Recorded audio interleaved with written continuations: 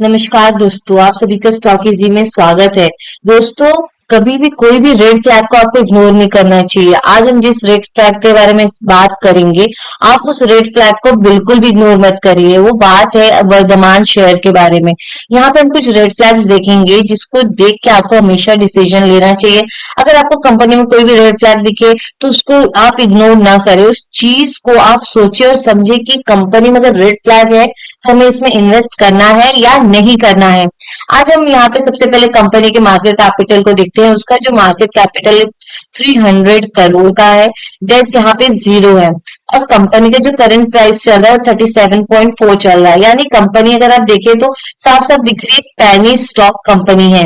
Company का earning per share जो है वो है 3.39 रुपए यहाँ पे चल रहा है। यानी कंपनी यहाँ पे 3 रुपए के आसपास कमा रही है और कंपनी का जो स्टॉक पी है वो 11 है। मतलब कंपनी कमा भले 3 रुपए रही है लेकिन लोग उसको रिवॉर्ड यहाँ पे 11 का कर रहे हैं।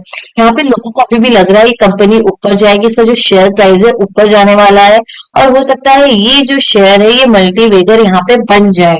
ठीक है, सबसे पहले हम इसके यहाँ पे प्रॉफिट एंड लॉस को जाके देखते हैं कि क्या चल रहा है, कंपनी की सेल्स किस तरह चल रही है, क्या कंपनी कोई रेवेन्यू जनरेट कर रही है या नहीं। ये देखिए यहाँ पे कंपनी का आपके सामने सेल्स है। अगर आप देखिए कंपनी साल में अगर 2015 में ये 498 करोड़ का इसने सेल किया था। अब आप देखिए धीरे धीरे धीरे इसकी जो सेल्स है यानी रेवेन्यूज आप देख रहे हैं किस तरह गिरती जा रही है।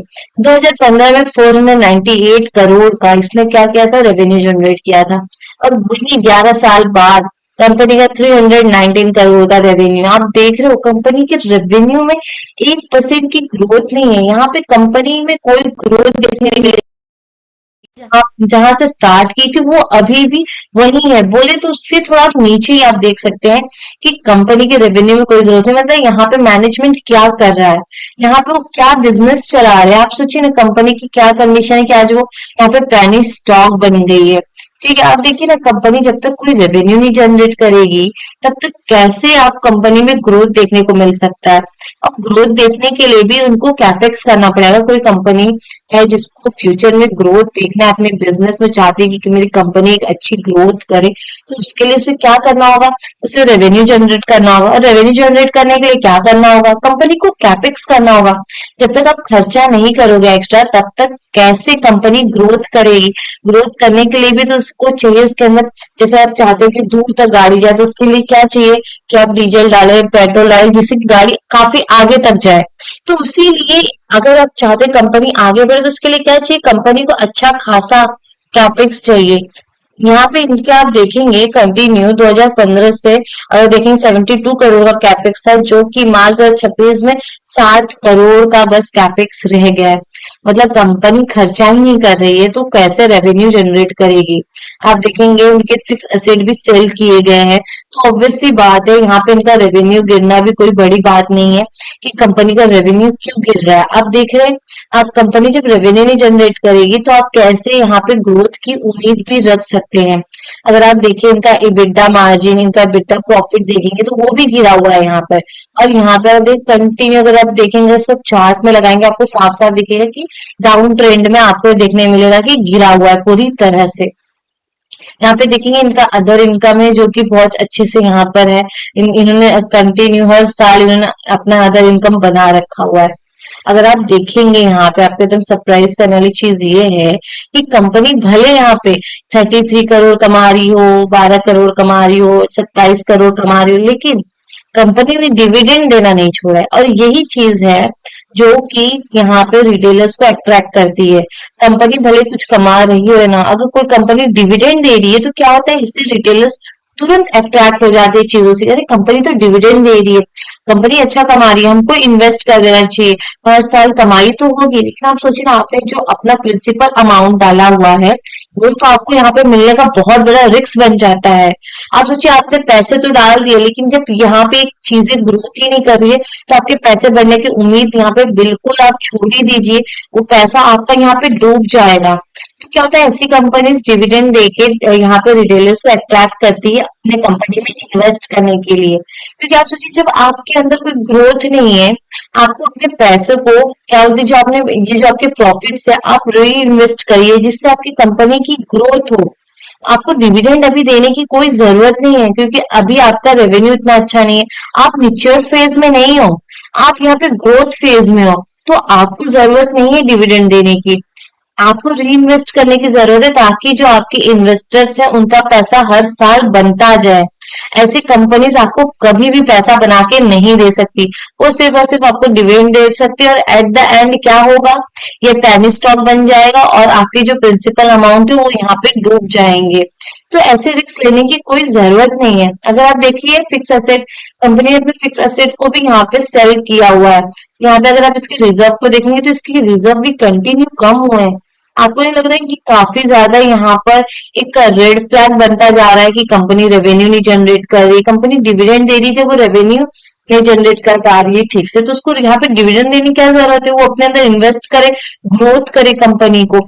यहाँ पे उसके रिजर्व्स भी कंटिन्यू कम हो रहे हैं, कंपनी अपने फिक्स एसेट को यहाँ पे सेल कर रही है। अब देखो धीरे धीरे कैसे कैसे रेड फ्लैग बनते जा रहा है यहाँ पर। यहाँ पे अगर हम इनके शेयर होल्डिंग पैटर्न पे नजर डालें तो आप देख सकते हैं कि जो प्रमोटर्स की होल्डिंग है इस समय 75% की इनके पास होल्डिंग है पूरी अपनी, और यहाँ पे जो होल्डिंग बची है 25% वो पब्लिक ने ले रखा है। तो ऐसे स्टॉक्स तो आपको दूर ही रहना चाहिए जो कंपनी रेवेन्यू न जनरेट कर रही हो। आप डिविडेंड के पीछे मत भागिए, डिविडेंड आपको बिलीनियर और मिलीनियर नहीं बना पाएगा। आपको उसके लिए एक अच्छे स्टॉक को ढूंढना पड़ेगा जो कंटिन्यू रेवेन्यू जनरेट करे, जो प्रॉफिट हमेशा बुक करे और उसके प्रॉफिट मार्जिन में भी ग्रोथ हो। वो कंटिन्यू कैपेक्स करते रहे, क्योंकि कैपेक्स करने का मतलब ये होता है कि मैनेजमेंट चाहता है कि उनका बिजनेस और ग्रो करे, उनकी बिजनेस में ग्रोथ देखने को मिले। जब मैनेजमेंट चाहेगा कि उसका बिजनेस ग्रोथ करे तो उसका मतलब ये है कि इन्वेस्टर्स के भी पैसे यहाँ से बढ़ेंगे ही, वो घटने वाले नहीं है यहाँ से। तो आप देखिए यहाँ पर कि यहाँ पे प्रमोटर्स ने 75% होल्ड कर रखा है, और जो 25% पैसा है वो पब्लिक के पास है। लेकिन एक चीज देखिए, एफआईज और डीआईज ऐसे स्टॉक्स में इंटरेस्टेड नहीं है।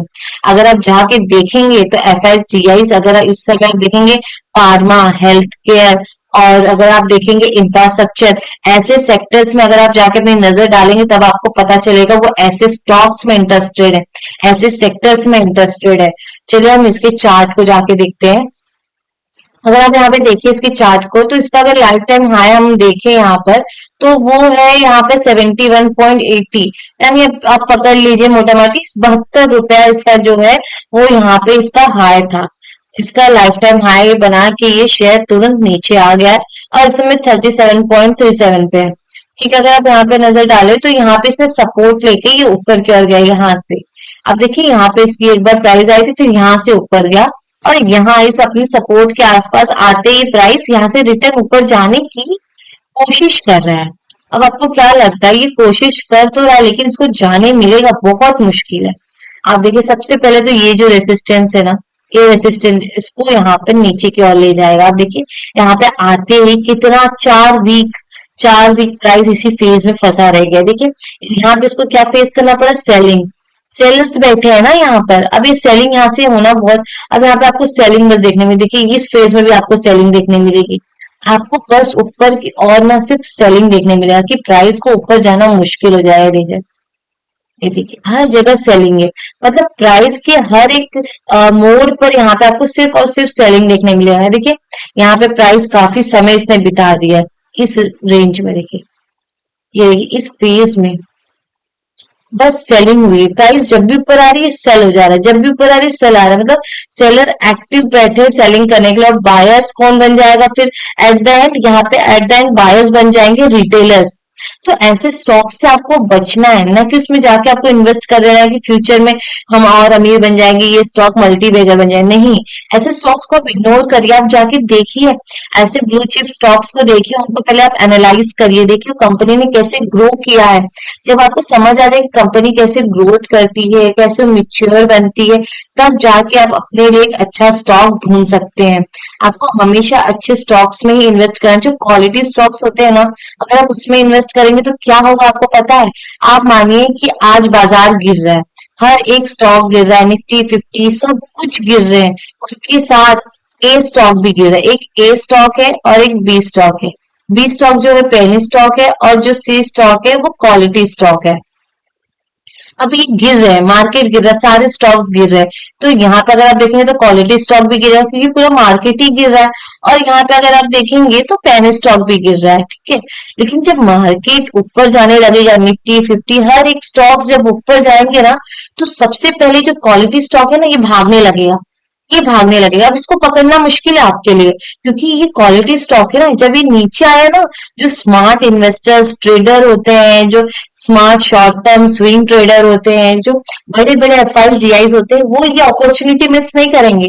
वो ऐसे स्टॉक के लिए वेट करते हैं, हमेशा अपना पैसा लेके रखे रहते हैं कि जब ऐसा सिचुएशन आएगा, पूरा बाजार गिरेगा, तब वो ऐसे स्टॉक्स में इन्वेस्ट करते हैं। और जो पेनी स्टॉक है ना, ये जो गिर रहा था यहाँ से, अब इसका बढ़ना मुश्किल है। ज्यादा इतना जाएगा, इतना, फिर नीचे, इतना, फिर नीचे, क्योंकि इसको खरीदने वाला कोई नहीं है ना।